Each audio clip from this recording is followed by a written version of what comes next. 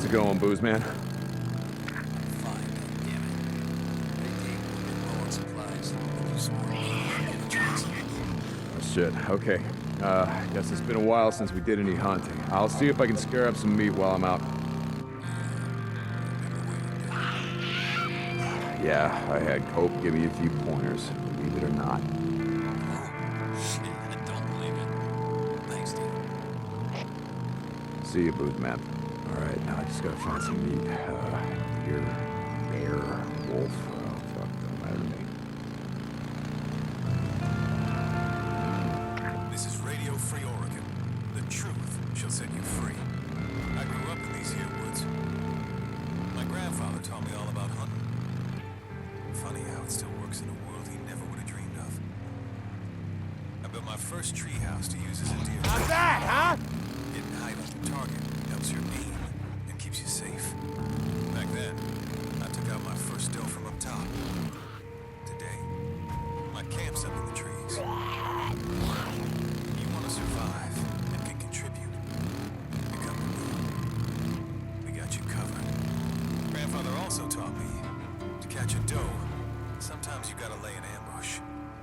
Hide where they need to go. Like a watering hole. Today, you're as likely to be prey as hunter. So you gotta keep your eyes peeled when you're hitting up places we all need to go. But grandfather always said the easiest way to a good meal was to lay a trap. But a snare by a tree, and you could have dinner next time you come round. A headless snake can still bite. Especially when it ain't really dead. My grandfather would have outlived us all. Let me tell you. This is Mark Copeland for Radio Free Oregon. Don't believe the lies. Well, that's great, Cope.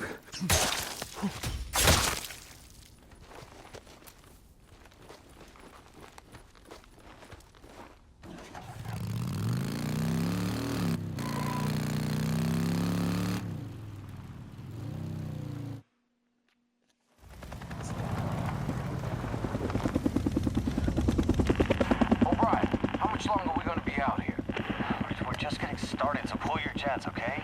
Let me get back to work. Brian, this has gotta be it.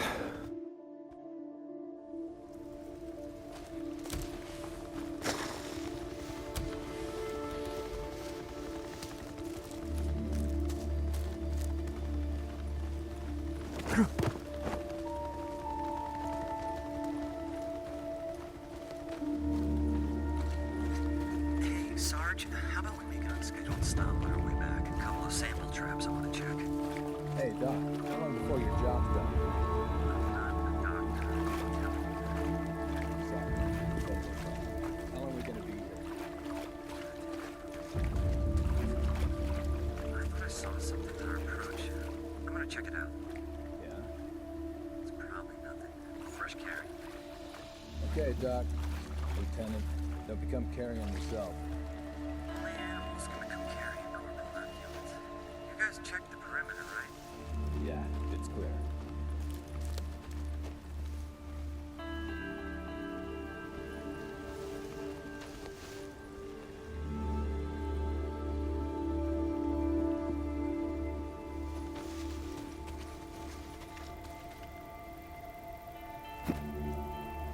Anyone else hear that? Lieutenant O'Brien, field note 2006. On approach to the landing site, I observed a large swarm of insects, probably Deacon serpentia, clearing well away from our designated target. From that distance, I could not discern what was attracting the insects, but from the size of the swarm, recent carrion is indicated. Should be just over here. Damn it, where is it? Ah, here it is.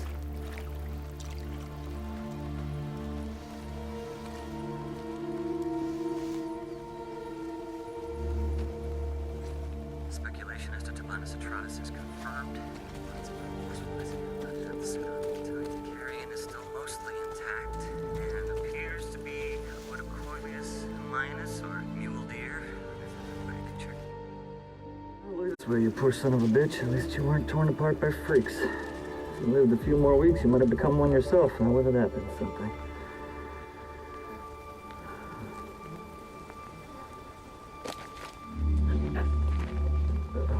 What do you want? Stay back. I just want to talk. Nero Protocol 2-7 states clearly that if conducting operations in quarantine zones, that if I encounter any civilians or civilians, that I'm forbidden from making contact. Really?